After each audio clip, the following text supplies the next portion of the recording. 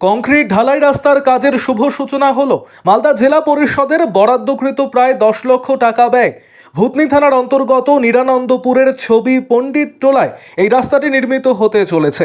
ফিতে কেটে এবং নারকেল ফাটিয়ে রাস্তার কাজের শুভ সূচনা করলেন স্থানীয় জেলা পরিষদের সদস্যা জয়শ্রী মণ্ডল।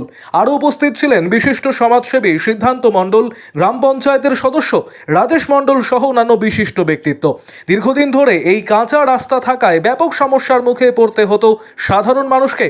পাকা রাস্তা নির্মিত হলে সাধারণ মানুষের যাতায়াতের সুবিধে হবে বলে জানিয়েছেন জেলা পরিষদের সদস্যা।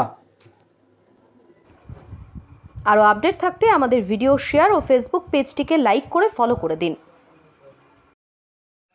আজ আমাদের মাননীয় মুখ্যমন্ত্রী বন্দ্যোপাধ্যায়ের অনুপ্রেরণায় সাবিত্রী মিত্রের উপস্থিতিতে আমাদের জেলা পরিষদের পক্ষ থেকে আজকে ছবি পণ্ডিত টোলা বুথে ছবি পণ্ডিত টোলায় 9,80,000 টাকার একটা ঢালাই রাস্তা আজকে শুভ সূচনা করা হলো।